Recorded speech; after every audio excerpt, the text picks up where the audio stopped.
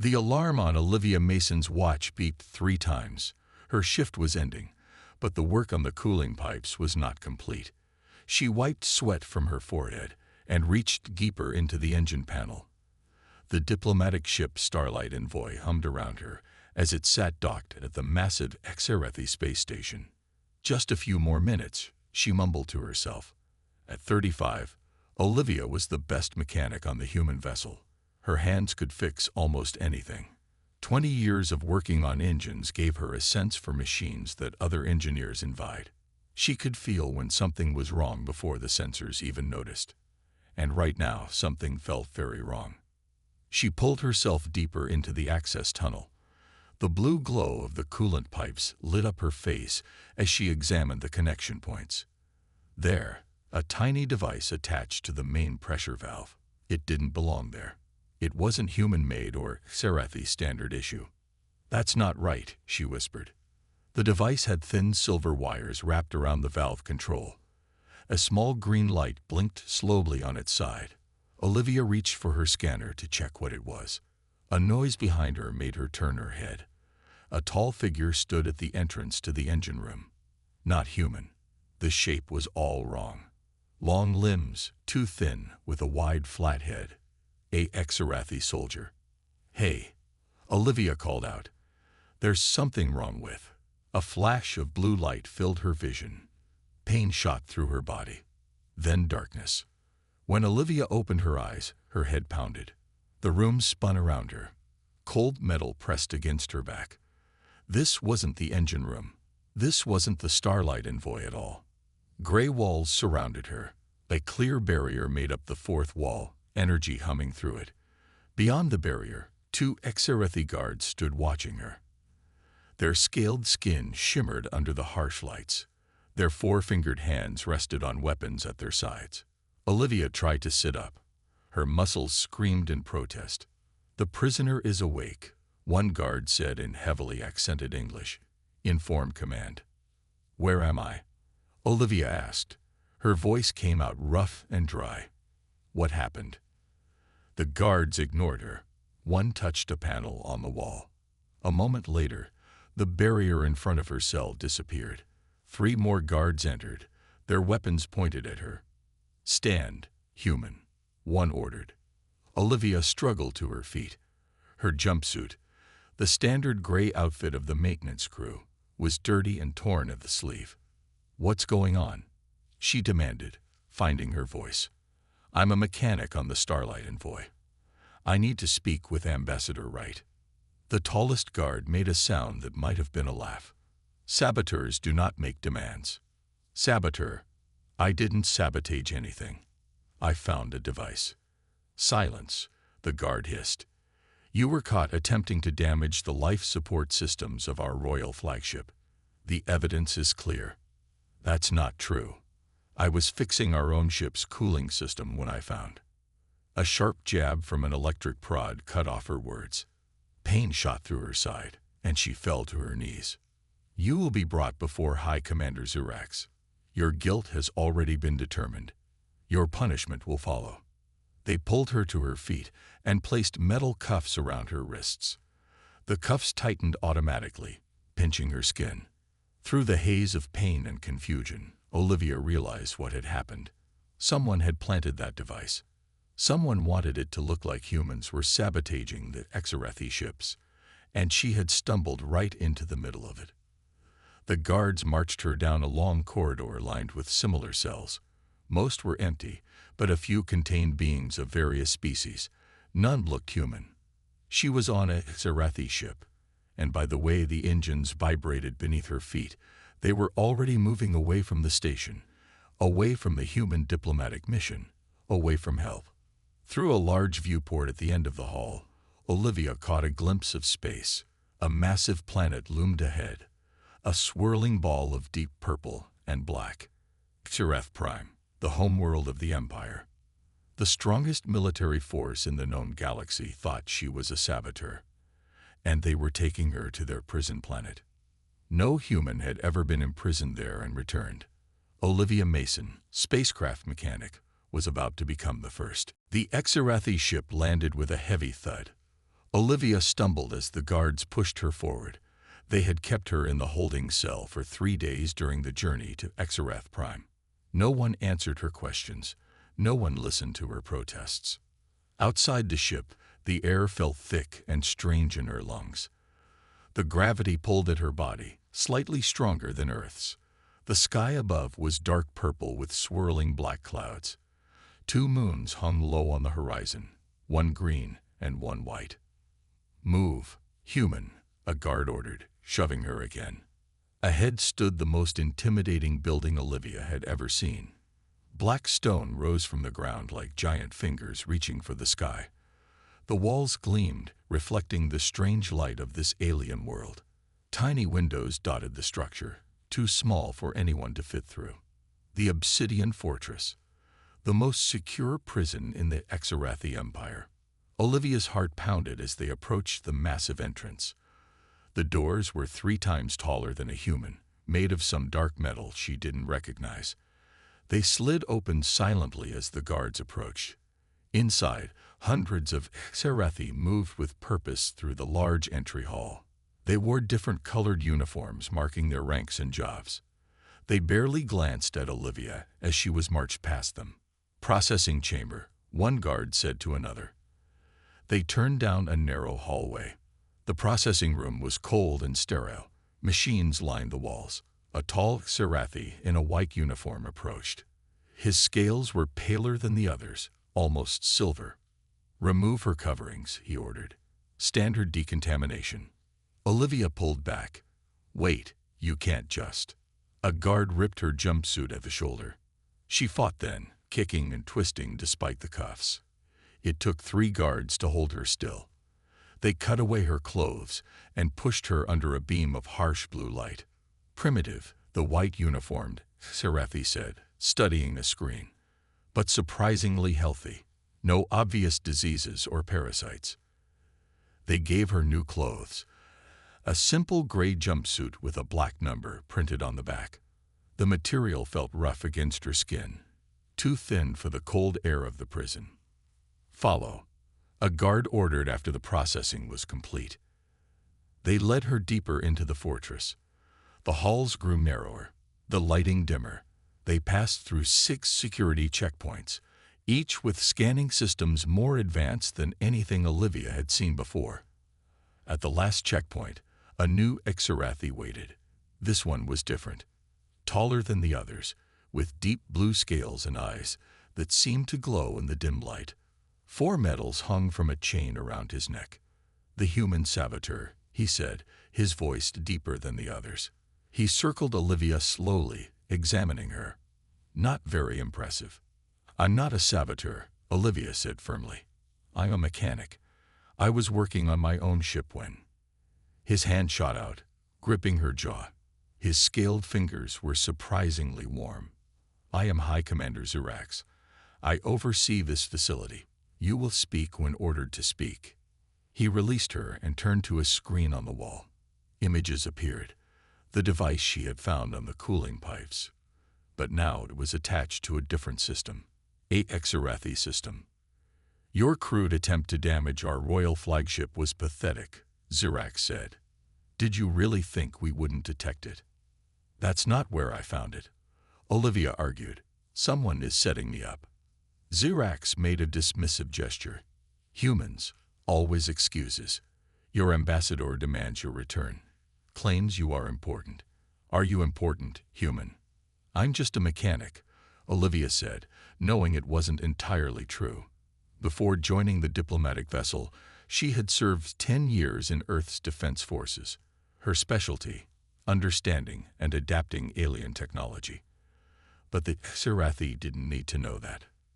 "Just a mechanic," Zirax repeated, studying her face. "We shall see." He nodded to the guards. "Place her in cell block D7, with the Krillian." The guards looked surprised. "Commander, the Krillian is dangerous. He's killed 3 cellmates."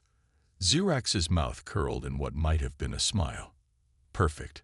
Let's see how long this human lasts." Cell block D7 was deep in the lower levels of the Obsidian Fortress.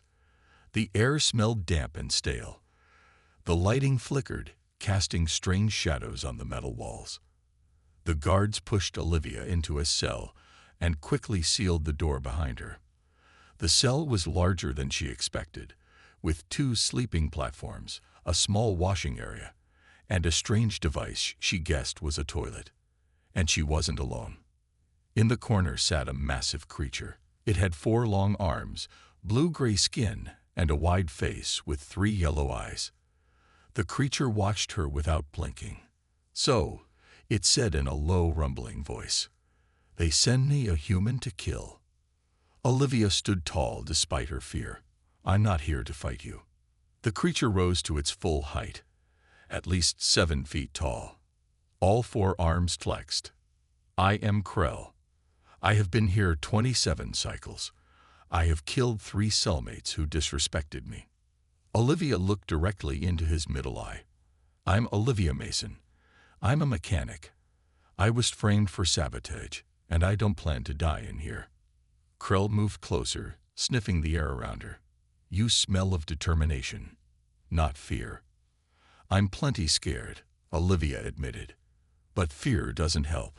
Krell made a sound that might have been a laugh. "Smart human.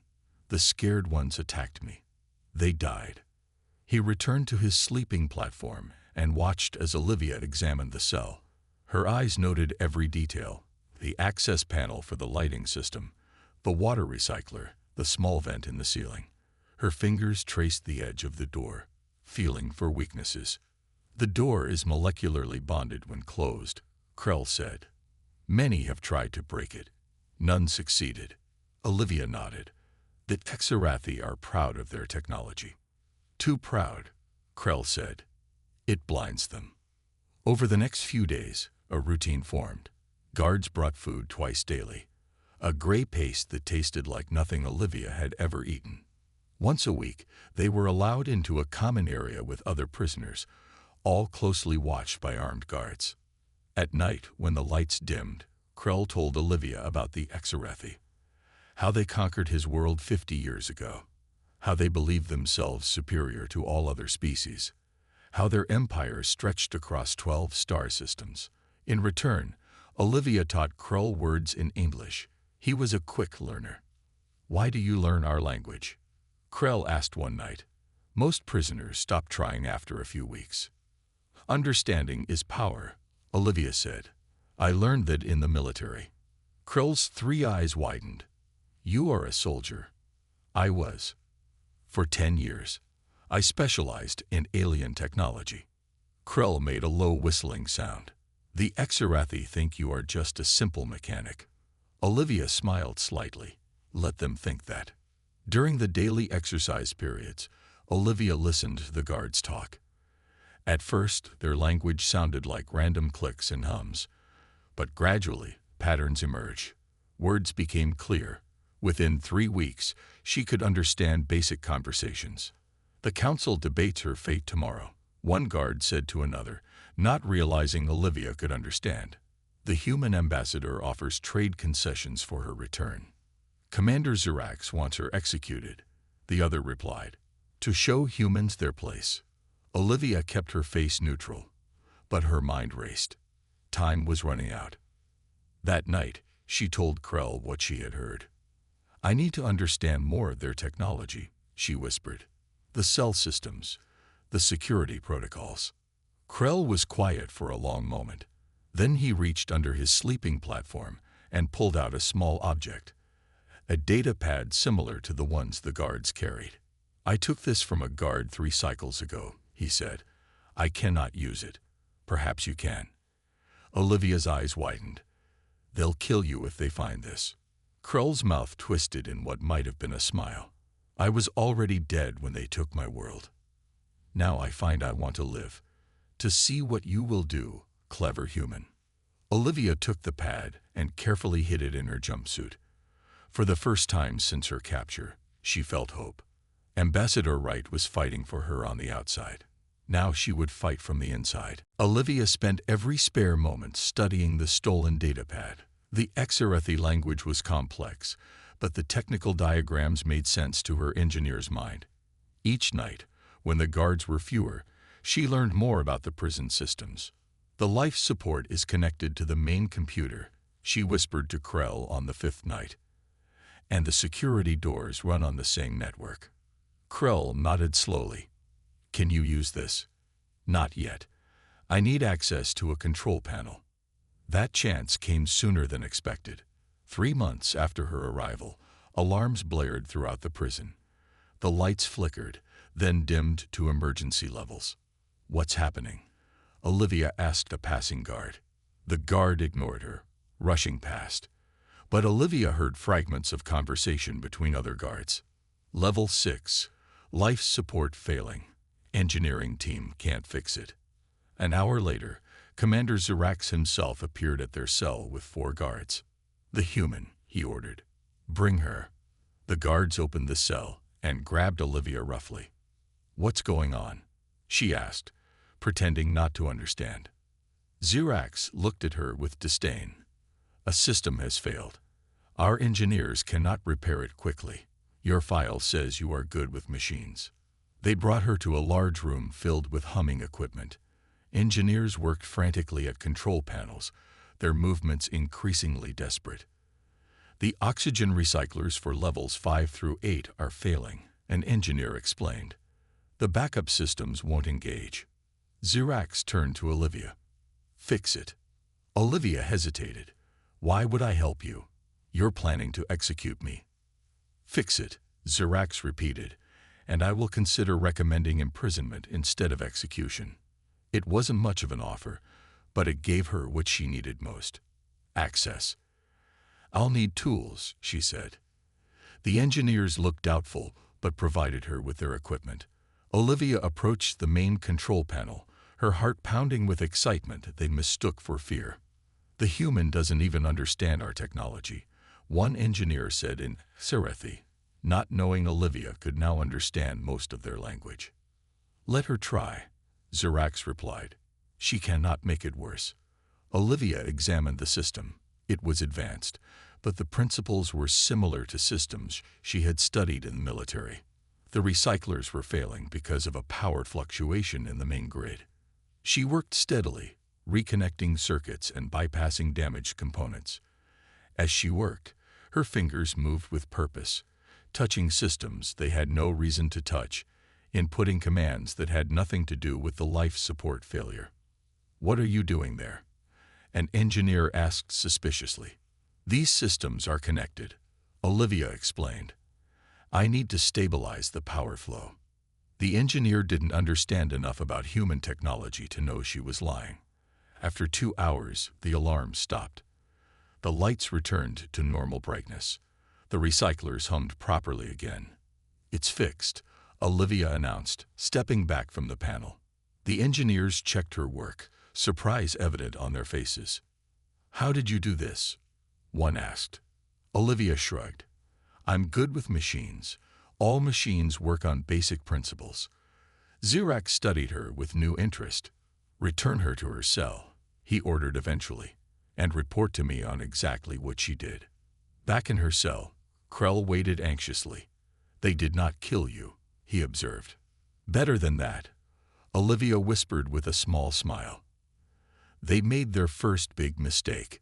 While fixing the life support, she had created a hidden pathway into the environmental control system. A small code, buried deep in the operating protocols, would give her limited access to the temperature and airflow of certain sections of the prison. That night, she waited until the guard patrol passed. Then she found a loose panel near the floor of their cell, something she had noticed weeks ago, but never mentioned to Krell. Behind it was a small maintenance access point, designed for cleaning drones.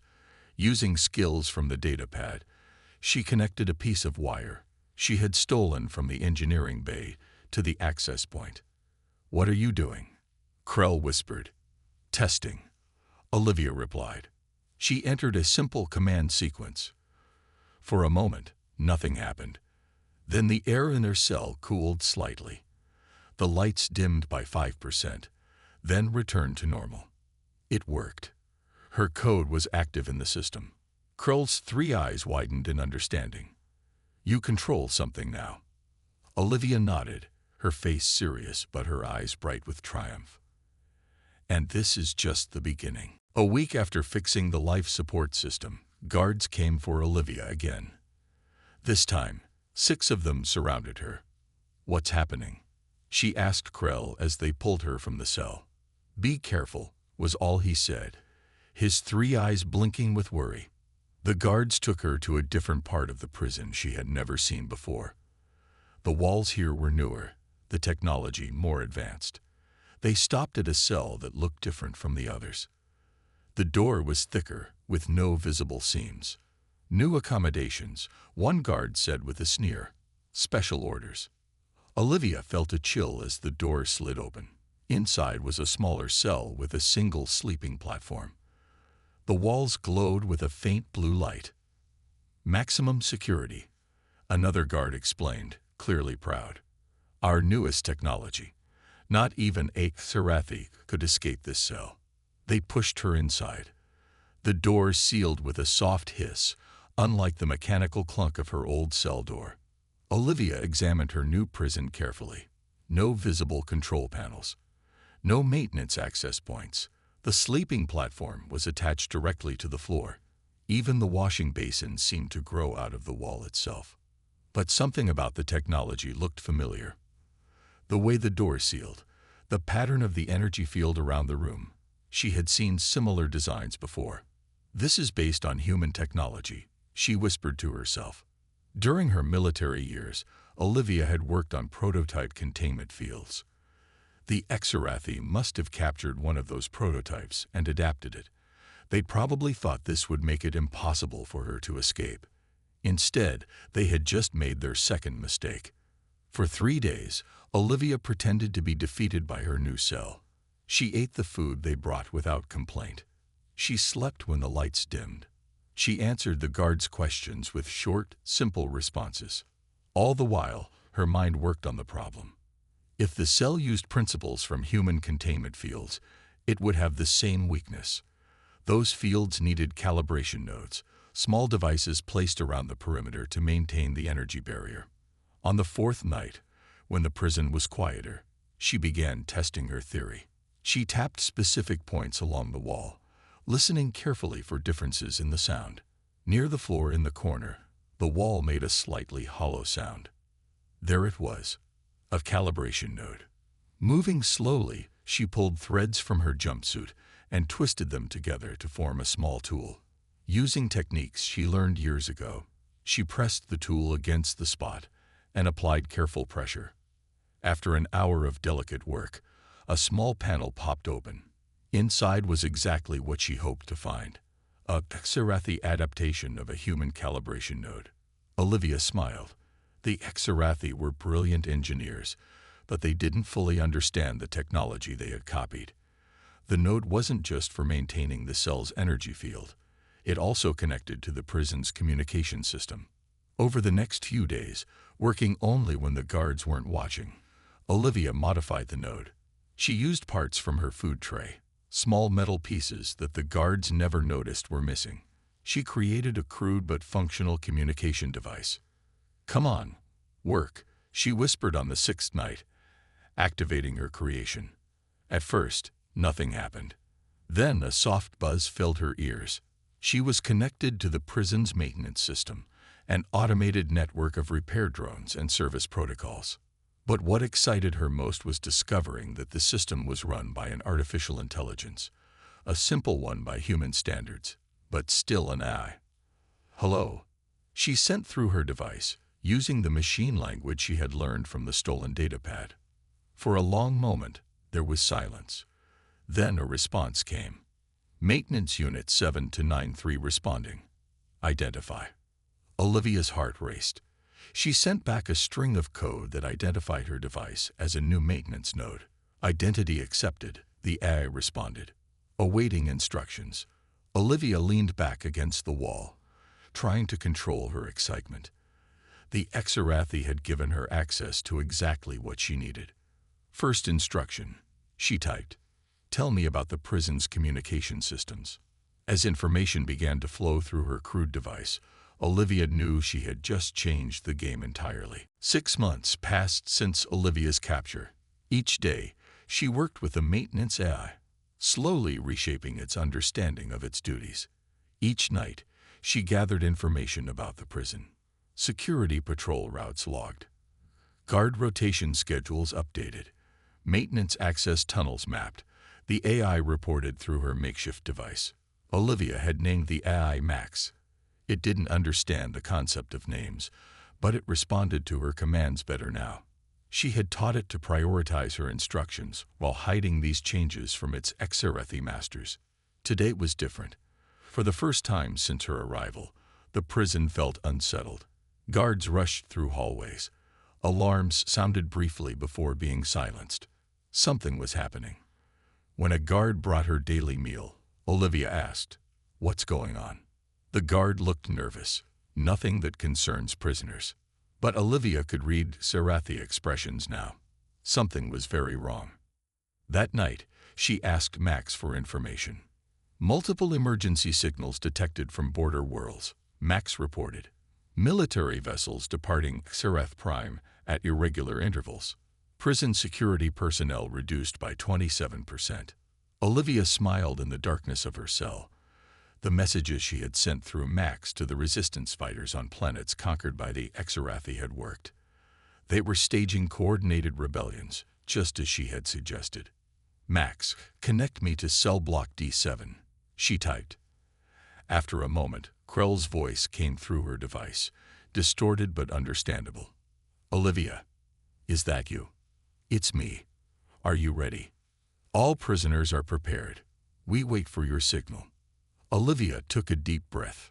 "Tomorrow, when the guard shift changes, I'll create a distraction in the main power grid."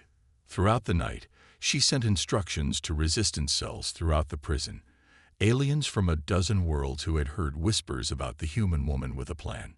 Max helped translate her messages into different languages. Morning came. Olivia ate her breakfast slowly, watching the guards. There were fewer of them, and they looked tired.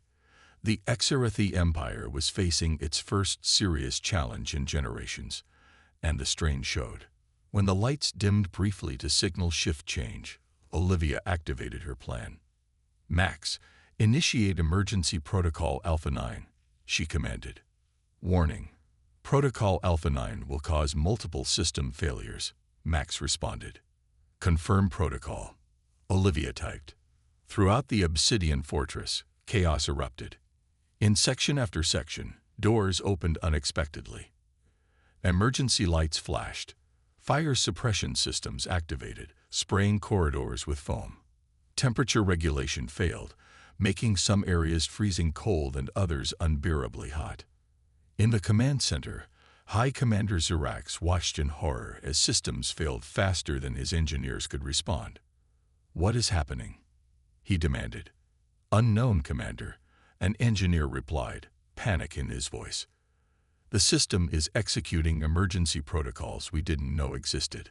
In cell block D7, Krell led a group of prisoners through suddenly open doors. They moved with purpose, following routes Olivia had shared with them. They weren't trying to escape the prison yet. That would come later. First, they needed to secure key areas. "To the armory," Krell ordered, just as Olivia instructed. In other blocks, similar scenes played out. Prisoners who had been enemies now worked together, following a carefully orchestrated plan.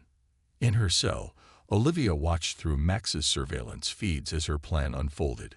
She had spent months preparing for this moment, carefully building trust with prisoner leaders, mapping guard movements, and creating backdoor commands in the prison systems. When her cell door slid open, she stepped out cautiously. The corridor was empty. The guards had rushed to respond to larger problems. "Max, where is Commander Zirax?" she asked. "Command Center, Level 1, Max replied. Olivia nodded. "Lock all routes to the command center except through Sector 5B.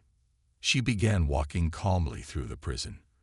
Around her, alarms blared and emergency systems activated at random, creating the perfect cover for her movement. A group of prisoners ran past her, then stopped in shock when they recognized her. It's her, one whispered.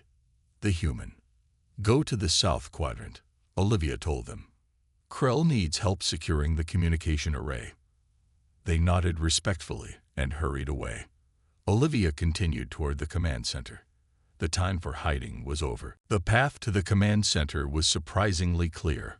Olivia moved quickly through corridors filled with flashing lights and blaring alarms. Occasionally, she passed unconscious guards or groups of freed prisoners. The prisoners nodded at her with respect before continuing their assigned tasks. Max, status report, she whispered into her device. Prisoners control 70% of the facility, Max replied.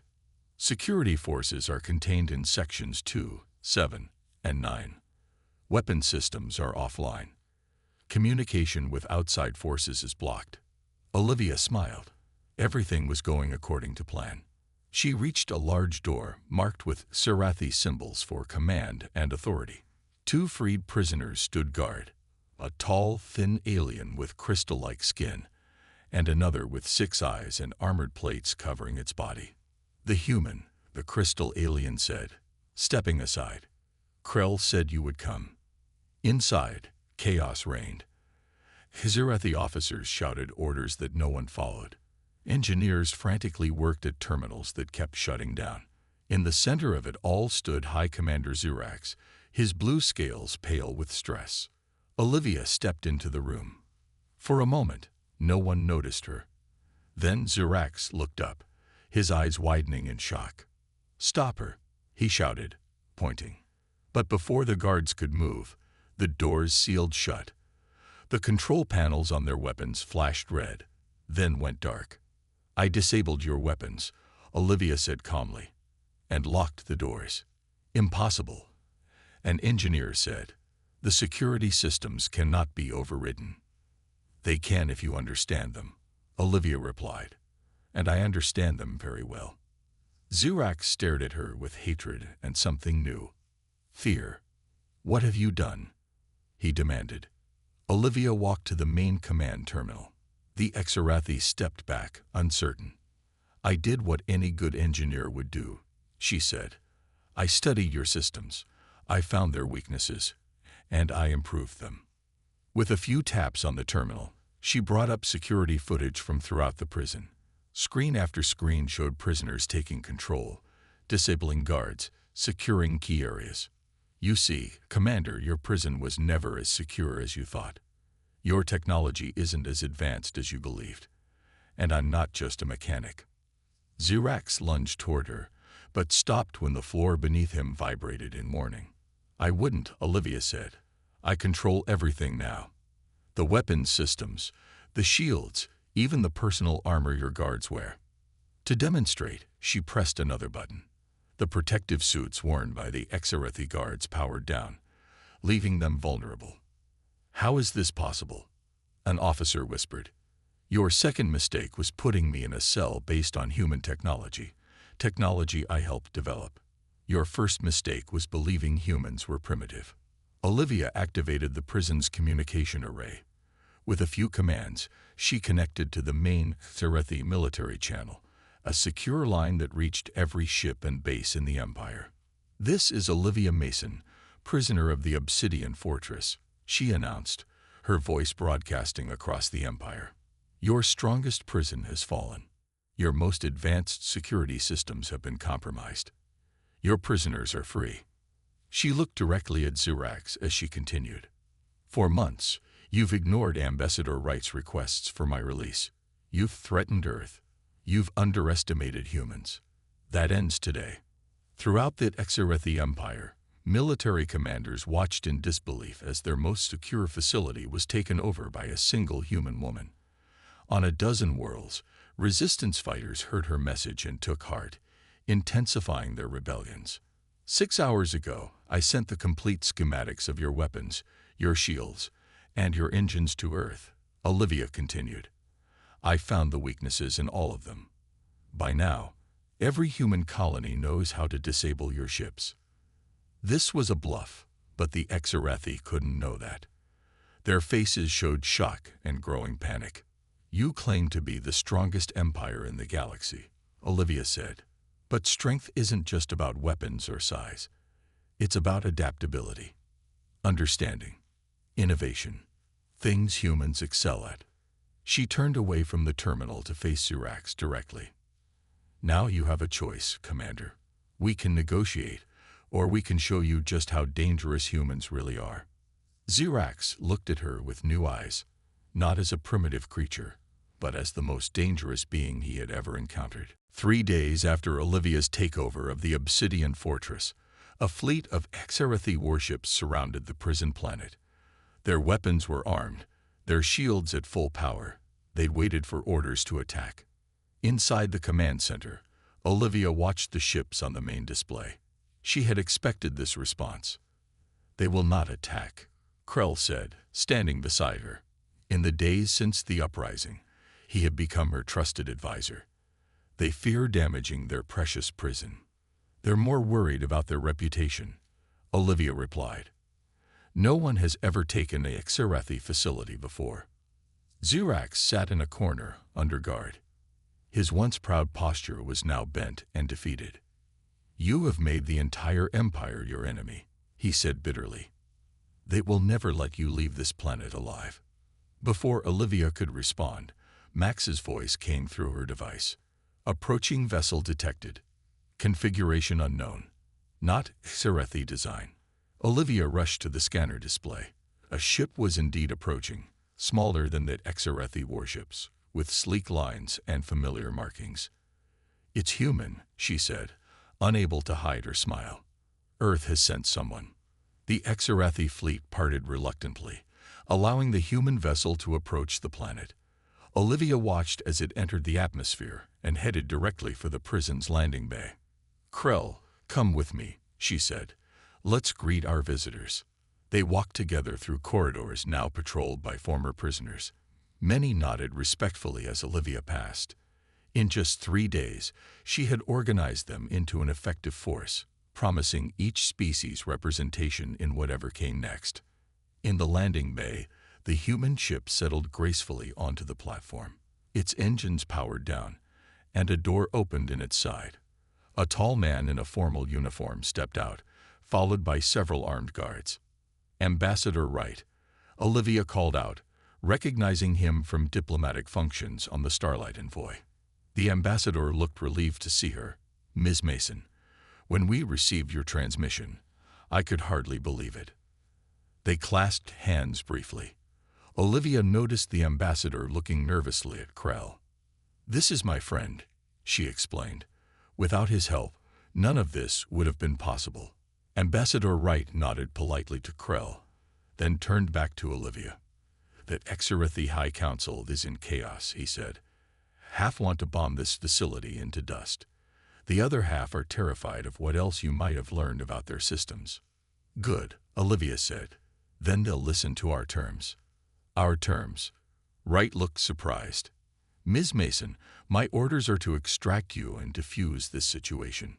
Olivia shook her head. "Things have changed, Ambassador. There are 23 species represented in this prison, all victims of Xerathi expansion. They deserve freedom too." The ambassador looked uncomfortable. "That complicates matters. It's non-negotiable," Olivia said firmly. "I promised them." Before Wright could respond, another alert sounded. A second ship was approaching, this one bearing the insignia of the Xerathi High Council itself. "It seems they've sent their own negotiator," Olivia said. Perfect timing. An hour later, they all sat in the prison's conference room. Ambassador Wright and Olivia on one side, the Xerathi High Counselor, and a nervous Xerax on the other. Krell and representatives from other imprisoned species stood along the walls. "Let me be clear," the High Counselor said, his voice tight with controlled anger. "This situation is unprecedented." "Yes," Olivia agreed, "because you made a mistake. You thought humans were primitive because we haven't conquered dozens of worlds. You thought we were weak because we prefer diplomacy over dominance." She pointed to the data pad on the table between them. "But now you've seen what one human can do with just her mind and her hands. Imagine what our entire species could do if provoked." The High Counselor's scales rippled with emotion. What do you want? Freedom for all prisoners, recognition of independence for any world that wants it, and a new diplomatic arrangement, one based on respect, not power. Impossible, the Counselor hissed. You ask for the dismantling of our empire. Ambassador Wright leaned forward. Not dismantling. Evolution. The Exerethi Empire can become something greater, a true alliance of worlds. Negotiations continued for days, sometimes heated, sometimes productive. Throughout it all, Olivia remained calm and firm. 1 month later, she stood at the viewport in Ambassador Wright's ship, watching the obsidian fortress grow smaller as they departed. Krell stood beside her, now officially the representative of his people. You have changed the galaxy, he said simply. Olivia smiled. Not bad for a woman mechanic. As the ship prepared to jump to light speed, news came that the Exerethi Human Cooperative Agreement had been ratified by Earth's government. The strongest alien empire had arrested a woman mechanic.